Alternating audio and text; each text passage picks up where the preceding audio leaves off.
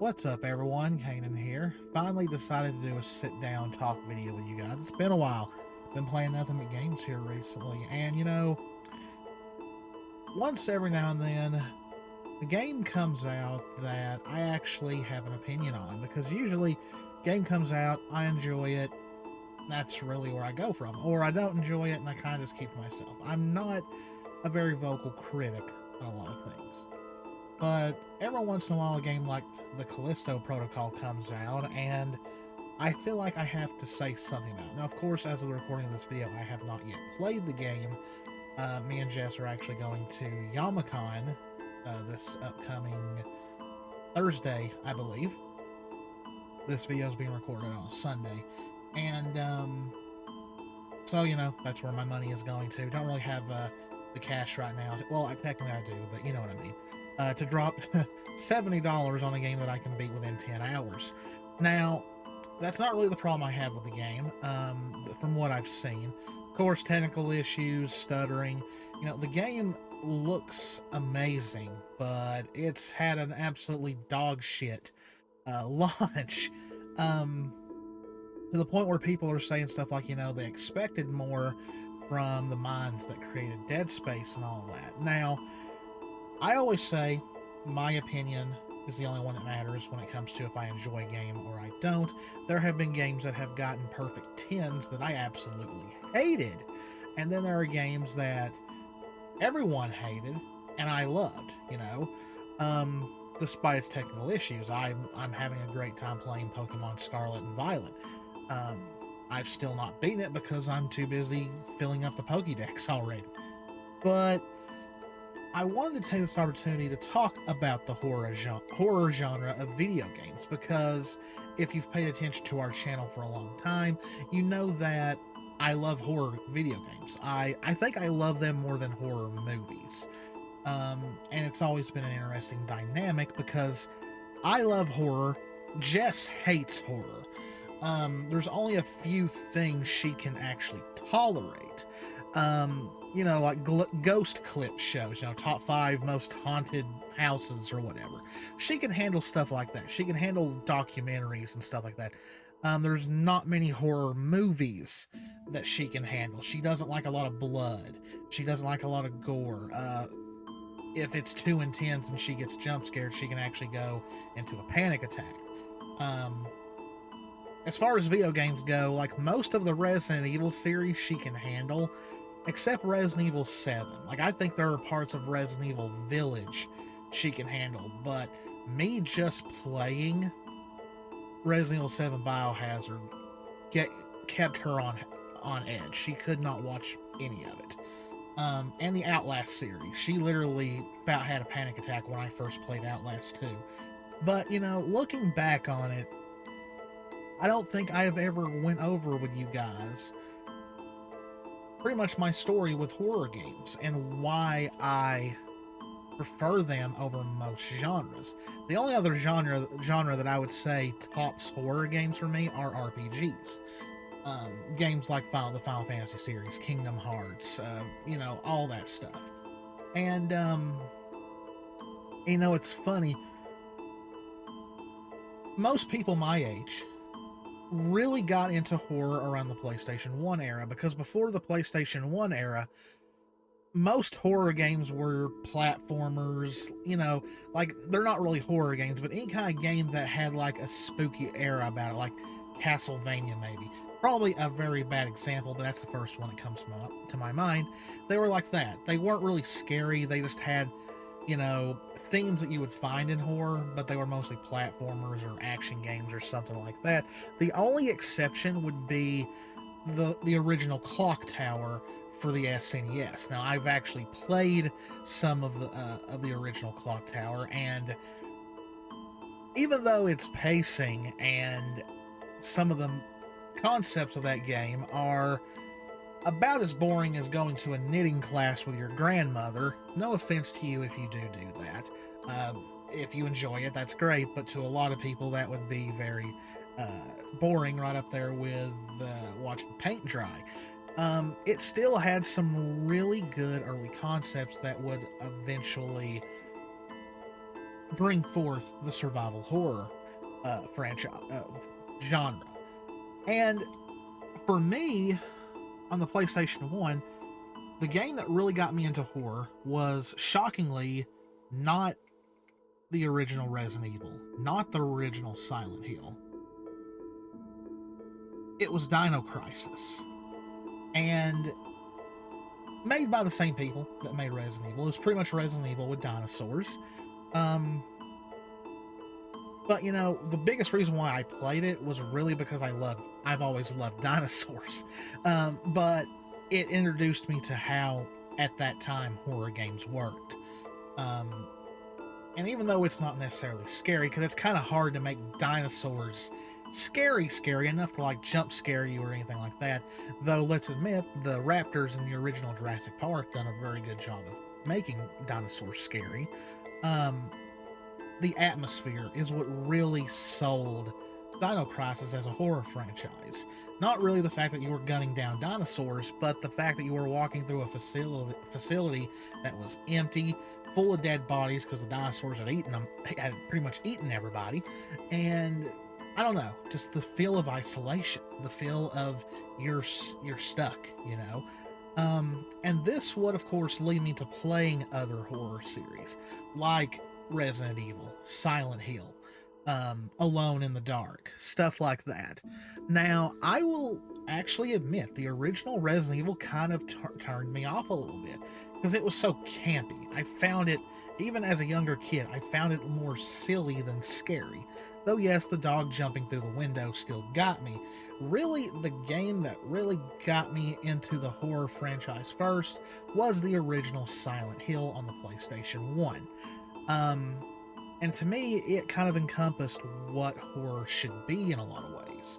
Not really the in-your-face horror, but the more psychological horror. The horror within your own mind. Stuff like that. And that feeling of isolation. I mean, literally, Silent Hill is one of the most isolated franchises in the world because you're stuck in a town that is covered in a perpetual fog, and there's literally, like, how many NPCs do you meet in the original Silent Hill? Not many.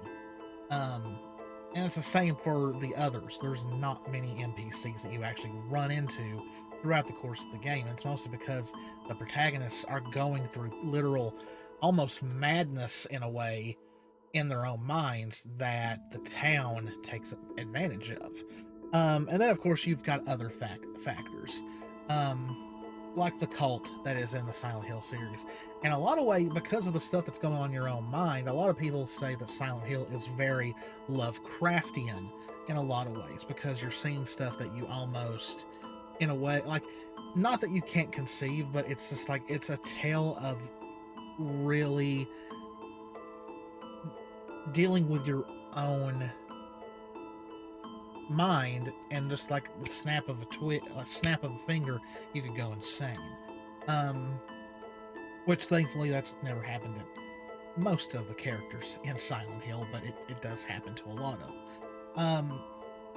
Now, after the PlayStation 1 era, in the PlayStation 2 era, I played more RPGs than horror games, because there was a lot of RPGs coming out on the PlayStation 2, and that's really where my, like, crave for RPGs happened. You know, you had like, you know, Final Fantasy X came out, the first Kingdom Hearts, the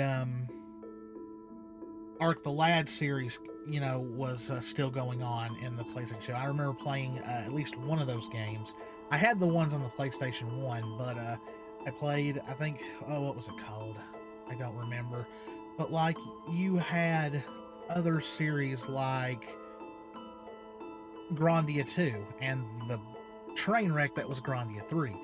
But I did still come up on some great games on the PlayStation 2, and there was a lot that I missed. Now, of course, one game on the PlayStation 2 that I still considered, it's in my top 5 favorite horror games.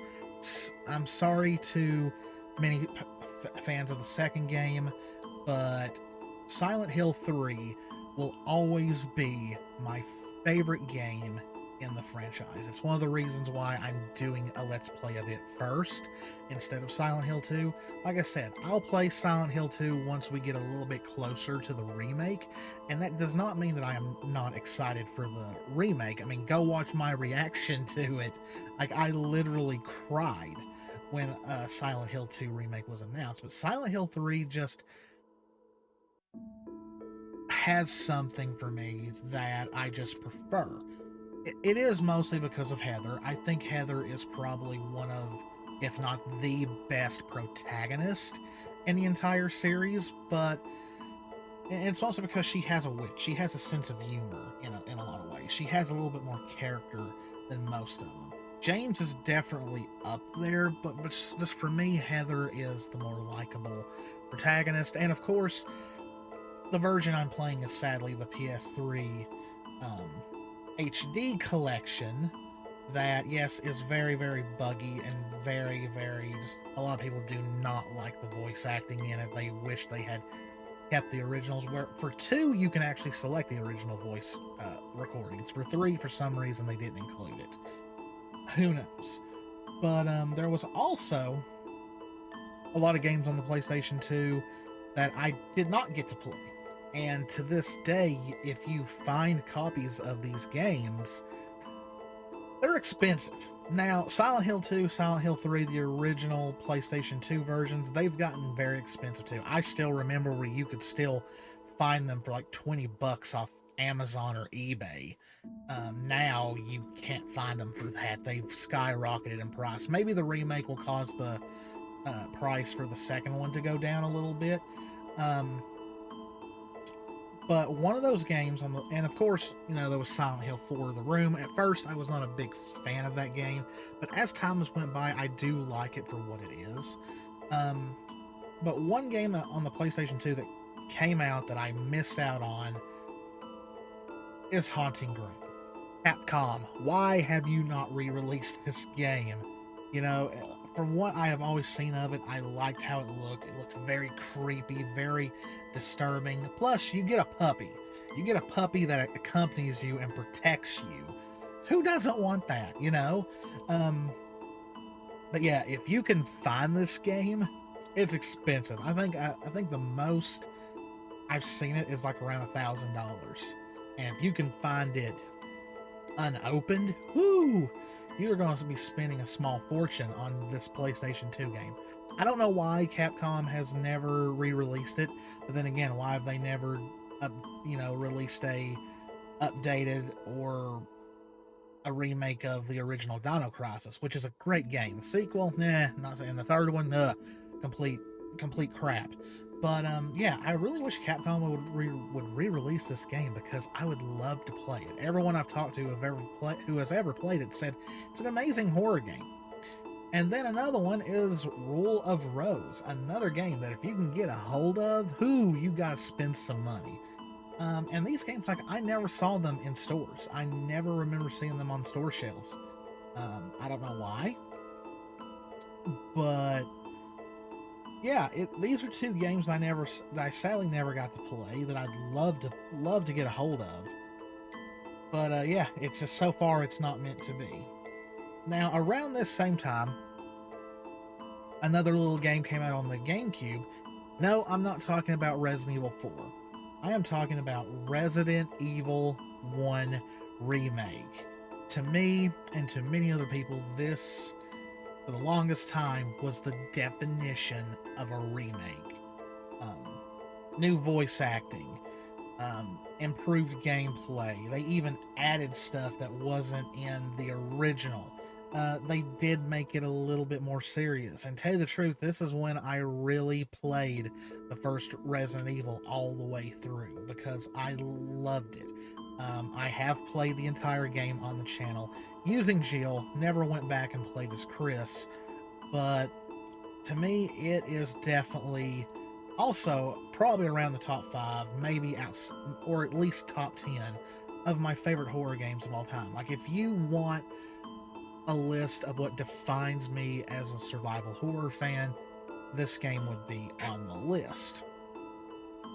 Now, of course, we get into the PlayStation 3 era, and the PlayStation 3 era was not a good era for Sony starting off. And it was, there was some good games, but I will admit that PS3 era was where I was buying the least amount of horror games because there wasn't many good ones that came out. There was a few, but you know, this was the generation of Resident Evil 5 and 6, and never liked like 5 is all right. I could play 5, but 6, a B movie horror, a B horror movie game, pretty much. Like that is pretty much what it is. A great action horror game, but a awful Resident Evil. The Resident Evil game that came on the PS3 that really saved the series for me was the PS3 version of Resident Evil Revelations. I actually really enjoyed that game. But the PS3 is also the home of the original Dead Space trilogy. Now, 2 and 3, 3 I'm not too fond of. The DLC for it, Awakened, was amazing as far as horror goes. 2 was alright, but it started to become more of an action game.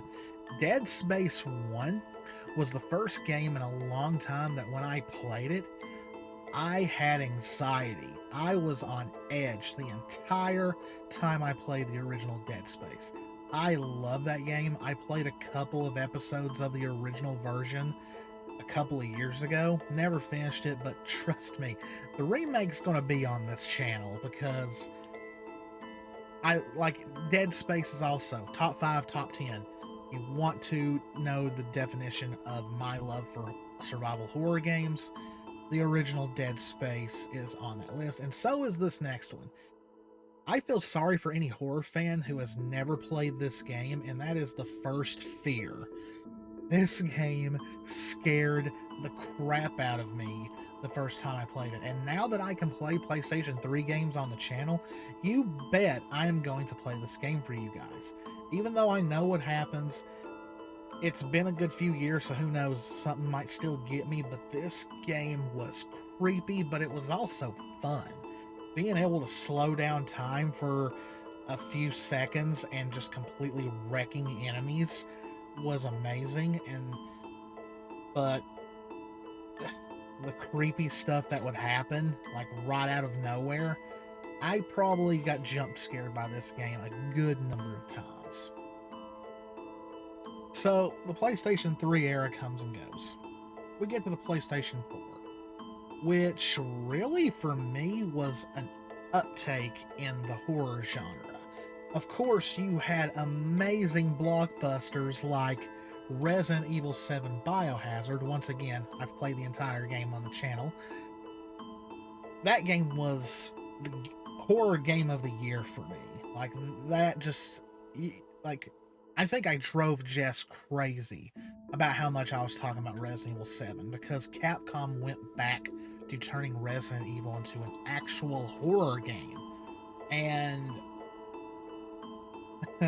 I beat it faster than I probably planned to, but I still think there's parts of it that are better than Village just because it was scarier. But then we also had other games like Alien Isolation, a perfect sci-fi horror game.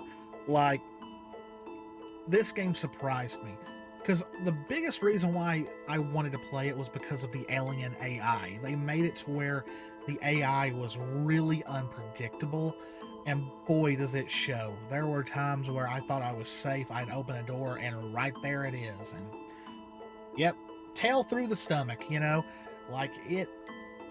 I tell everyone, if you want to play a great horror game that's got a lot of sci-fi elements to it, because let's face it, the Alien franchise has had some really rotten eggs in many years. Alien is one of the better horror sci-fi franchises. The first one definitely. Alien 2 was more of an action movie. 3 was awful. Resurrection was awful. I actually enjoyed Prometheus. I thought Prometheus was actually a pretty good film. Alien Covenant was I think better than most films. They're apparently making another one. Please do, but please go back to the original Alien and this game as far as the horror goes, because if you want to not watch Aliens because you don't like action horror movies, watch the original Alien and then play this game. It's perfect. And then, of course, you got Outlast, which some people love it, some people hate it. There's a lot of people who do not like horror games where you can't fight back, and this is definitely one of them. But a lot of people like that you can't fight back because it makes the game more intense. It makes the game more scary. And I will admit, first time I played Outlast, it was one of the few games that literally made me jump literally out of my chair. Now I can probably, like, when I was playing the game constantly, I could beat the game in a good couple of hours. That's one thing about it. It's not a very long game, but it wasn't meant to be. A lot of people would consider it an indie title, but it was more of a higher quality indie title. And stopping there for a little bit, I have to talk about the indie horror scene. I really feel like YouTubers like Markiplier and Jacksepticeye and others really put a spotlight on the indie horror scene because that's what they mostly played for the longest time. Like, yes, they would play bigger budget AAA horror games when they came out, but they mostly started on simply made indie titles. And when my dad passed away in 2015, one of the things that kept me going was watching Markiplier. And that's where really my passion to wanting to play horror Let's Plays came from. Because, I was trying to keep my mind off things, and that was one of them, was watching Markiplier play horror games. And I was like, I want to do that, because I love horror games, and I love playing video games, so I would love to do that. And at that time, I didn't know anything about making videos, editing, or anything like that. But, Jess is the one with the editing experience, and so now I'm doing that now, and I love doing it. Now, of course, out of the indie horror scene, we've had stuff like Slender Man, which became, like, Slender Man was everywhere for years. And of course, you can't not talk about FNAF, even though it's become more of a cringe eye roll series now. When that first game came out, everybody was talking about it. And then, of course, you just have other titles that have come out since then, and I will still go back to like sites like Game Jolt and look up small-time horror games to play, because I think sometimes, in a lot of ways, those indie titles are way scarier than the AAA titles. And now we get to where we are now with this new era of consoles, the PlayStation 5, the Xbox Series X. And of course, once again, we have major blowout titles like Resident Evil Village, or Resident Evil 8 if you want to be more technical. But then we have the recent release of the Callisto Protocol. Now, will I play this game? Probably at some point. Am I going to play it on the channel? Probably not. Because it's probably going to, by the time I do pick this game up, it's probably going to be too late for it to really be relevant for me to play it. It'll probably be even too late for me to do a review and give my thoughts on it. So, I know I was kind of harsh on it earlier, but I didn't want to be too harsh on it when I've not played it. Who knows? I could play this and actually enjoy it. There's been people who said they've enjoyed the game. They found it scary. They like how brutal it is. But then you've got people who saying it's literally a Dead Space clone. And really, besides this game, what other horror games are coming out that people are talking? Well, they're mostly remakes. It seems like there's no original concept coming out for horror games, unless you want to count something like Paranormal Tales, or PT as it's being called. That game looks like it's actually going to be really good.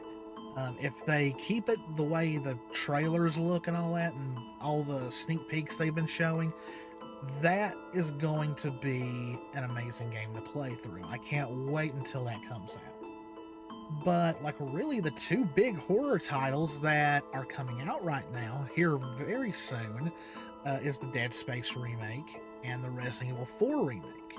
Now, the Dead Space remake I'm looking forward to, of course, because Dead Space 1 is one of the greatest horror games in my opinion. Um, just that anxiety feeling. I That's all I can explain, is that I love the fact that this game gave me anxiety, because a game had not done that in a long time. So that it was scary, it was unnerving.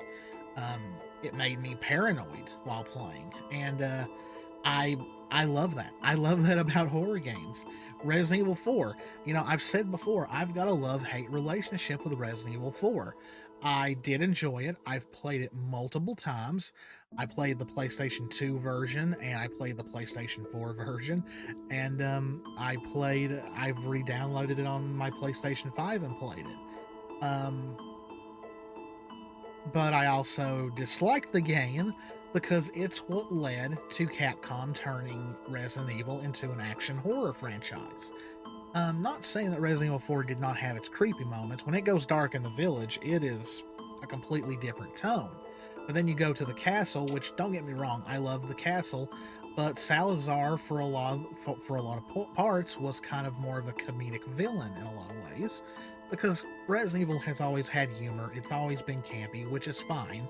But then you get to the island where it literally becomes a shooter. Besides the regenerators, which are still to this day one of the most terrifying enemies in gaming history. It makes me worried that Capcom has still not showed them in a trailer, which tells me that we're in for something terrifying because they're keeping it from us. But what I like so far about this remake from what we've seen is not only does it hit the nostalgia for people who played it originally on the GameCube or the PlayStation 2, it looks like they're going to make it more creepy. It's going to be more of a horror game. And I'm excited about that. I don't know which one I'm looking forward to most. I think Dead Space comes out beginning of January, and then Resident Evil 4 comes out in March, and so there's not much of a window in between them. And like, I'm really, really curious about what else they're going to change in Resident Evil 4, because we have seen some things have been changed. But even though I've not played it yet, the biggest reason why it gets a thumbs up from me so far is the fact that it looks like it's become more of a horror game, a survival horror game, than an action horror game. Now, I'm sure those action parts will still be in there, mostly for the game to still go the way the game goes, but I really do hope they change up the island a little bit. I hope they do make it more creepy than just a shootout, but we'll see. And so, yeah, that is really just my little deep dive of my history with horror games. You know, I always find it funny how in the movie world, horror movies are still to this day kind of looked down upon by critics. You won't see many horror movies being nominated for Grammys or Academy Awards or anything like that. Gaming critics are at least a bit more favorable to horror games. But it still feels like that we'll hit a high point with most horror games, but then we'll have another release come out and it just doesn't meet people's expectations. And now we've got 2 remakes that are taking up the spotlight over original titles. Now, I'm sure Resident Evil 9 is in the works. Who knows when it's going to come out, but I don't know. I hope we get something big. Like, of course, I didn't mention Silent Hill 2 remake, and that's because it's still a good ways away, probably. Dead Space and Resident Evil 4 are within a few months. Like, Dead Space is a month away, and Resident Evil is about 2 or 3 months away. So they're both relatively close. Where Silent Hill 2 is, who knows. Then, of course, we've got the announcement of new Silent Hill games, including Silent Hill F, which is the next new entry in the main series. So that looks like it's going to be interesting, and I just love it, guys. And I hope you guys enjoy watching me play them. Let me know in the comments what you would really like to see me play more. These big AAA titles, or would you want me to go back to more smaller indie horror titles?